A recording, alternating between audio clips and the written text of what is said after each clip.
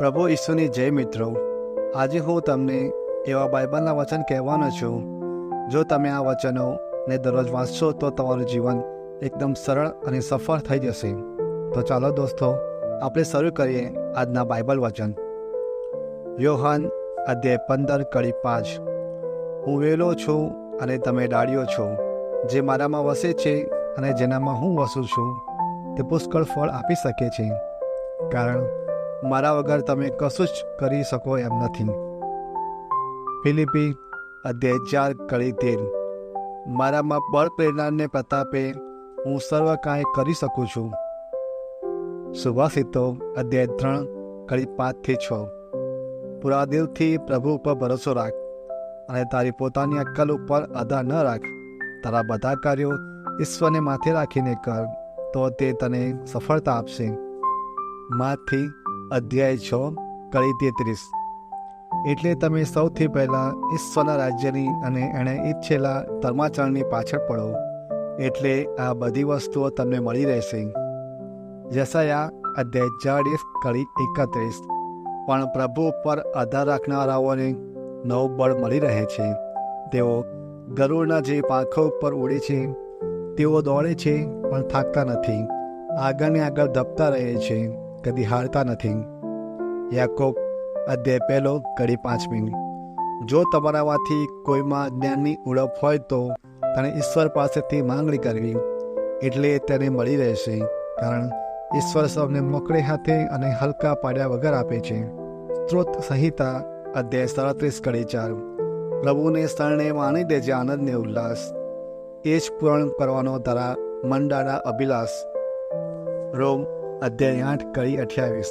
આપણે જાણીએ છીએ કે જેઓ ઈશ્વર ઉપર પ્રેમ રાખે છે, જેમને ઈશ્વરે પોતાની યોજના અનુસાર બોલાવેલા છે, તેમનું હર વાતમાં ઈશ્વર ભલું કરે છે. નહમ્યા અધ્યાય 8 કડી 10.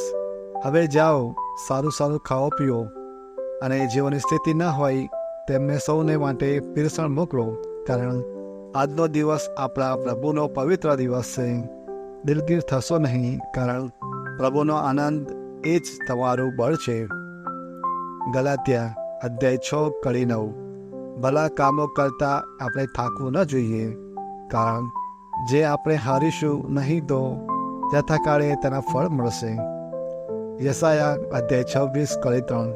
ઓ પ્રભુ, જેમના ચિત્ત ચડાયમાન થયા નથી તેમને તું પૂરેપૂરી શાંતિમાં રાખે છે, કારણ તેઓ તારા ઉપર પૂરેપૂરો ભરોસો રાખે છે. માર્ક અધ્યાય 9 કડી 23. ઈસુ બોલ્યા, કરી શકો એમ હો શા માટે? જેને શ્રદ્ધા છે તેને બધું જ શક્ય છે. યશાયા અધ્યાય 54 કડી 17. પણ હવે તને ઘા કરવાને ઘડાયેલું કોઈ હથિયાર કામ નહીં આવે. તારી સામેના એક આરોપને તું ખોટો પાડીશ. આ મારા સેવકોને મળનાર હિસ્સો છે, હું તેમને વિજય અપાવીશ. આ પ્રભુના વચન છે. સુભાષિતો અધ્યાય 10 કડી 22. લક્ષ્મી તો પ્રભુની આશીષથી મળે છે, અને મહેનત તેમાં ઉમેરો કરી શકતી નથી.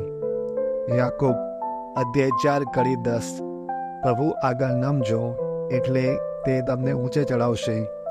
માથી અધ્યાય 19 કડી 26. ઈસુએ તેમની ઉપર નજર ઠેરવી કહ્યું, માણસ માટે તો એ અશક્ય છે, પણ ઈશ્વર માટે બધું જ શક્ય છે.